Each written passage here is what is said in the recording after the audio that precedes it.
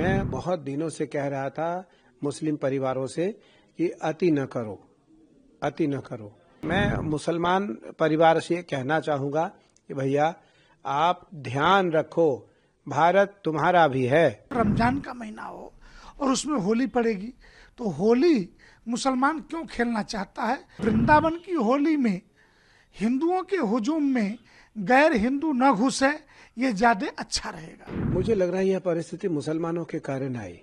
मुसलमानों में बहुत दिनों से कह रहा था मुस्लिम परिवारों से कि अति न करो, अति न करो। और अति करने के कारण जब जब इनका त्यौहार आता है ये उसको उत्सव की तरह मनाते हैं। जब जब हिंदुओं का कोई त्यौहार आता है तो उसको ये बिगाड़ना चाहते हैं, उस त्यौहार में ये किसी न किसी प्रकार का विघ्न डालना चाहते हैं। और ये हिंदू मुसलमान राइट्स चाहते हैं, ये हिंदू मुसलमान युद्ध चाहते हैं, या वो संभल का हो, बरेली का हो। बरेली क्योंकि मेरा आश्रम है छोटा सा, 2-3 आश्रम है बरेली में, बार बार बरेली में ऐसी घटना होती है। तो आज मथुरा का यह दृश्य सामने इसलिए आ रहा है कि कहीं किसी प्रकार की कोई घटना न हो जाए, क्योंकि रमजान भी चल रहा है और होली भी आने वाला है। तो मुझे लगता है उस कारण हिंदुओं को यह बात रखनी पड़ी है। और यदि मैं मुसलमान परिवार से कहना चाहूँगा कि भैया आप ध्यान रखो, भारत तुम्हारा भी है, भारत तुम्हारा भी है। तुम भी भारत में रहते हो, तुम पाकिस्तान में नहीं रहते हो, तुम पाकिस्तान में नहीं रहते हो, भारत में रहते हो। इसलिए जरूर ध्यान रखो, जरूर ध्यान रखो भारत का, जरूर ध्यान रखो तिरंगा का, जरूर ध्यान रखो सनातन परंपरा का, जरूर ध्यान रखो गंगा यमुना सरस्वती कावेरी कृष्णा गोदावरी नर्मदा का ध्यान रखो आप। क्योंकि आप भारत में रहते हो, भारत में हो, आप सुरक्षित हो। भारत से जब आप बाहर जाओगे तो असुरक्षित महसूस करोगे, असुरक्षित महसूस करोगे। और ये बात आपको तब समझ में आएगी जब भारत से आप कहीं दूसरे देश में जाओगे।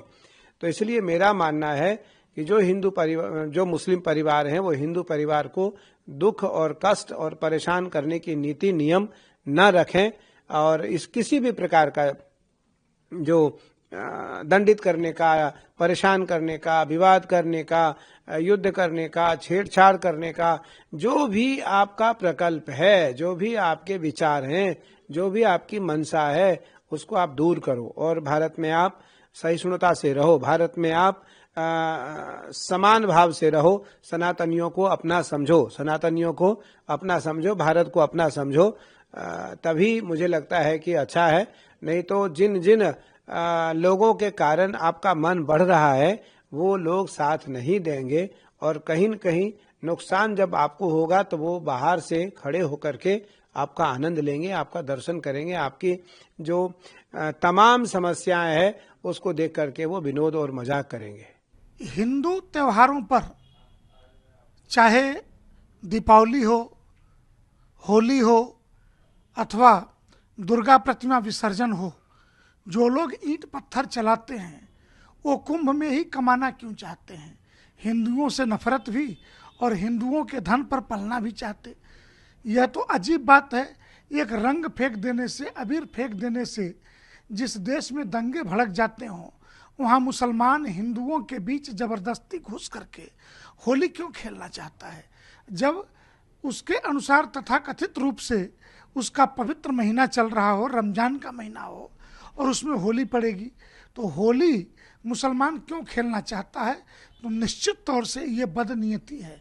क्योंकि हिंदुओं में होली का त्यौहार लिंग भेद, जाति भेद से ऊपर उठ करके सब एक दूसरे से गले मिलते हैं, होली खेलते हैं।